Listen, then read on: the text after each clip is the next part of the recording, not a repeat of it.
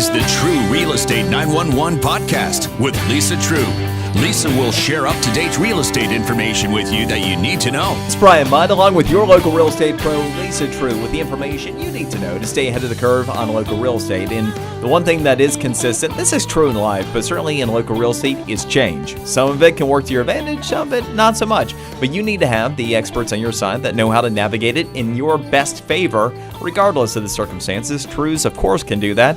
And they're always available to you 7 days a week at 561-972-8326.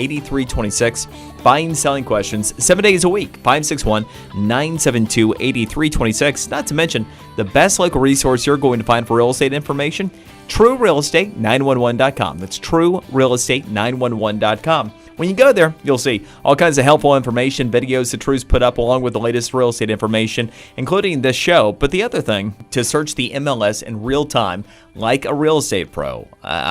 You can do it just like the Trues do, right there on the online on the MLS in real time. Something goes under contract, you see it. If something's available, you see it right away. So it's so much more relevant than the information you get on other sites like Zillow, for example. So again, it's at TrueRealEstate911.com. Lisa, we're going to talk about buying today, but before we talk about buying, who is buying in today's real estate market? Here we are, it's mid-June, and we know that the market has been transitioning for quite some time anyway. Luxury not doing so well, more affordable single-family homes doing better. I guess that's typical for this time of the year anyway, but what's going on right now? We're actually having some interesting buyers right now from a standpoint of obviously the typical summer move buyer. They're very strong. We're seeing some first-time home buyers getting really serious and getting into the marketplace. We're even seeing some of our seasonal people buying, getting ahead of the typical September-October timeframe so that they can be in. They're just trying to beat the rush. Mm-hmm. And also the interesting thing right now, I am seeing some of our move-up buyers taking advantage of this really great opportunity to sell in obviously a hot seller's market and then move up into a buyer's market. And so we're still seeing those two lanes, that affordable properties doing well, luxury properties not so much. Yeah, it's just a supply and demand issue. When you're from 400,000 and under, we're at about a 2 to 3 month inventory depending on cities, which is a super, super, super hot seller's market.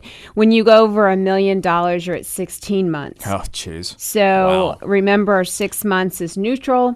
We very seldom stay in a neutral market. We're heading somewhere. We're either heading to a seller's market or we're heading to a buyer's market.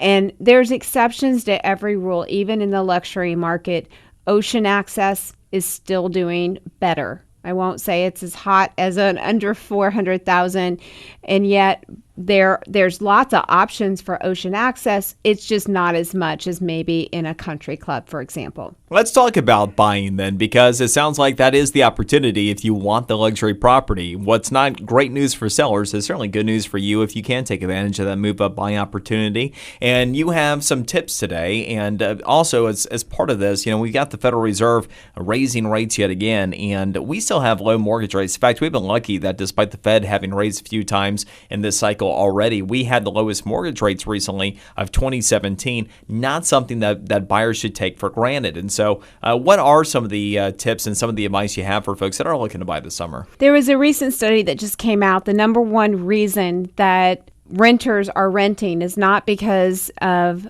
payment. It's not because they don't want to buy. It's not because they aren't credit worthy. It's because they don't have the down payment. They just don't have it. And so they're forced to be a renter and often a long-term renter. So you really need to start thinking about saving for that down payment, making the short-term sacrifices. We have a list of ways that you can actually save and get that deposit. And also sometimes gift funds are an option.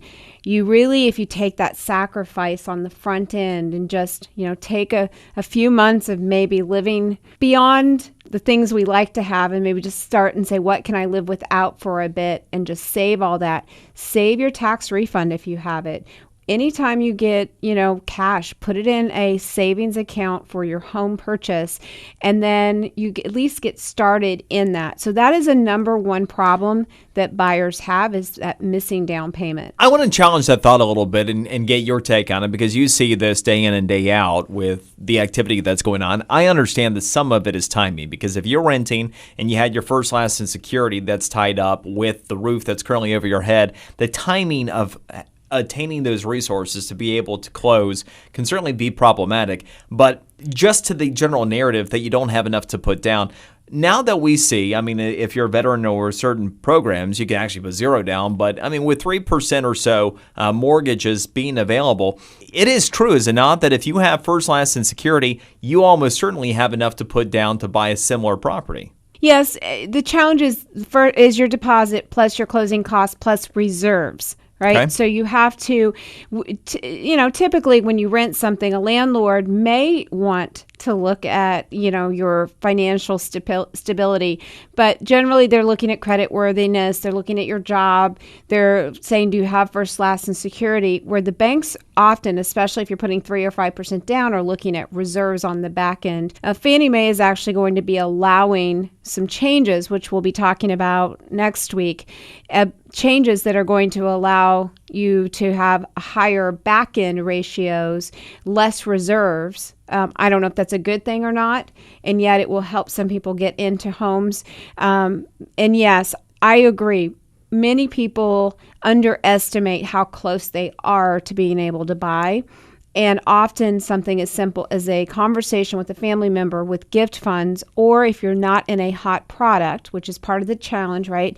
Right now, first-time home buyer product, often multiple offers, but sometimes you can negotiate some closing cost credit from a seller. It's not, I would say, common right now because of the strong seller's market, but it is something to consider. Neither are you. Neither is a True Group. So there you go. Reach out and you can help guide them. All right. So next up, what do you have for us? So the next thing, if you're thinking about buying, is to check your credit. You can do it through a free site. It's not going to ding your credit at all. It's not what the lender's going to see, but it will give you a pulse of where you're at. Many people think their credit is worse than it is. I hear this all the time. They'll call me and they'll say, oh, I'd love to buy, but I have to rent because my credit's only, and I'll hear something like a 710. And I'm like, okay, that's a great credit score. Good for you for wanting a higher credit score. Depending on FHA, obviously FHA, we can go in the low sixes. Yeah. So let's investigate, but let's start with a free credit basis. And then if you're in the fives and you need to work on it, it's okay. Don't feel bad about it. Just get a plan together. Well, and actually on those free credit scores, so there is one real one that exists now, and this is something that I think informationally is important. So you'd reference like a lot of the emulator sites, that they are just that. Your Credit Karma, your free credit report, that's not a real credit score. It's correct. A credit score in the sense that they have created it and they have done it based upon emulated information, but it may or may not be anything that is really indicative of what your actual credit score, either your FICO, if it were a 1 score, or the big three, your Experian, your TransUnion, your Equifax would be, of which the middle is the one that matters. So those I really don't like these days because of them being emulated when you do have a real free alternative. Discover actually has a free real Experian credit report that is available, and you don't have to be a Discover customer to obtain it. Now, you obviously do have to give them your personal information, and they are going to try to sell you a Discover card, right? But you don't have any obligation to buy, and it is a real credit score that you don't have to pay a penny for. So I highly recommend that if you're going to travel down that path, that's the direction you go to attain it. But even then, you're still obtaining one of the big three. And what I like to see these days, and I think it's important for younger people to start out with it, given that it's only about $10 a month, but to have credit protection. I cannot tell you how many people I've seen saved over the years, or how many times this year I have been notified and saved because of having that protection with people that have attempted to target me for identity theft. And first, you are aware of the information, but second, all of the leading services also come with regular monthly updated credit reports available with credit scores. And that, I think, is a good tool, especially when you're talking about first-time home buyers or people who haven't purchased in a while, that can track their credit score and then overall trends and conditions and see what direction they're heading as well. Yeah, I think credit protection is so smart today. It's the cheapest insurance there is these days. I mean, think about we give everybody our information, unfortunately, and I don't think anything's private anymore. And so, no doubt, it makes sense. And I think that obviously, when you're ready to buy, then the next step is to get with a great reputable lender for sure. Yeah. But, and the other thing is, just being aware of how something that seems so innocent does impact your credit history, where that is an interesting thing. If you're tracking it, you'll be aware of, oh, I did this and it caused this to happen to my score. People are routinely surprised that something as seemingly innocuous as how much you had on a credit card 1 month to the next. Maybe you're somebody who pays your credit cards off every month. Hopefully that's the case. But let's say that you put a big charge on there and then you paid it off. Well, based upon the timing of that, 20 points in a given month is not unusual based upon the usage ratios and all that other stuff that goes into credit scores. A lot of people don't realize little things like that can end up making a pretty profound impact. And the one thing people don't realize, and you have to be exceptionally aware of, is you have to pay your bills on time. Yeah. Late payments. And we've had clients that, they got busy and they were focused on other things. And then all of a sudden it's not that they didn't have the money to pay it. They just forgot and didn't make payments. And those late payments show up and all of a sudden the lender's going, what's the deal? You were fine. Especially if you're trying to get a mortgage right then. Yeah, you've got to make payments on time. Yeah. You absolutely have to. And you have to start saying no every time they offer you, some at the checkout. I mean, it's crazy how many times I'm offered another credit card at a checkout. It only takes 2 minutes and you'll save 10% on a $40 purchase. No, thank you. Right. And so you need to say no, thank you a lot and pause. Don't go buy things. Don't start, buying cars and furniture on credit and making applications. Just take a break from credit activity and, to maintain that score, which is really important. We're Ashley and I are a lot like I think a lot of families in which we like watching some of the home shows, the HGTV things and the like. And it does seem as though every first-time buyer is a little bit unrealistic early on in the process. Very rarely are there people that seemingly are first-timers and understand that it's not going to be everything they had envisioned. So you have a tip on here about really understanding what you can afford and what's reasonable. I think these days, especially in South Florida, that's super important. Well, especially as our prices have continued to go up. And, it's the reason I tell people, like, your first home is not going to be your dream home. Right. It just isn't, and it's okay. But I see it on HGTV, and the people that have $1.5 million have everything they want, so why can't I? Sure, and everybody thinks that they, starting out should start where their parents have ended up, exactly, right? Exactly. They want the lifestyle their parents have given them, which good for their parents for doing. Right. However, you just have to get in the game. You have to get started. You got to earn it. And then you have, when you buy something, you have an exit strategy. Both of our kids, when they bought their first property, it wasn't their dream home. Right. It was their first home, right? Yep. And they both had very clear plans of, okay, how long am I going to live here? What am I going to do with the property when I leave? Am I buying it to buy and hold and put a tenant in? Because it's a very different buying decision than if you're buying something, you're just going to sell it and take all your equity, hopefully, into the next property. And so understanding part of our consultation is just that. Okay, what are your 3 must-haves? Now, these are things that you cannot buy a home or a property without these 3 things.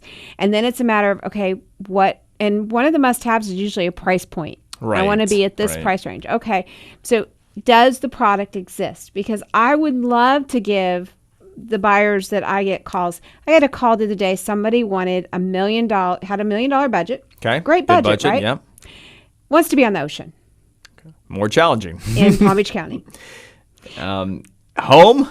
Do they want home? Exactly. That's not going to happen. Not going to happen. And so in all price ranges, shot. There's people that have unrealistic. They maybe looked at property when our market had crashed, and so it is having an honest conversation and then offering them alternatives to Okay, we can't do this. What about that? Sure. Which was my conversation. Well, Yeah. would ocean access work for you? Because I Sure. can get you on the water for $1 million. Sure. I just can't get you on the beach. Yep. Or I can get you in a Condo, yeah. Right? There's lots of options. And so helping people understand what's possible. And then if they really want to be on the beach for $1 million, there are options, just not in Palm Beach County. So I gave another group of options that if that's really important to you, here's some things to consider. So our job is to help you understand what's possible. And here's the next tip. Until you understand what it's like to deal with all of that salt air endlessly coming straight off of the water, because that was always my thing until we had it for about 5 years. Then we went to the Intracoastal because it's half as bad. But Yes. anyway. Exactly. Sometimes that'll surprise you as well, the unconsidered things. But nevertheless, as we kind of put all these together, you're here to be able to help us every step of the way. Really, we just have to understand what we're interested in. You can help us fill in the blanks, right? Yeah, the goal is we start by sitting down and doing a consultation. We don't just pop you out and start looking at properties. We try to understand your needs, what's really important to you, why it's important to you, because why is as important as what it is, in our opinion. And then we also represent our buyers as a buyer's agent. There's very few people that do that anymore. And you say, well, do I have a buyer's agent? Well, if you haven't signed an agreement, you don't. They're representing the deal, the transaction.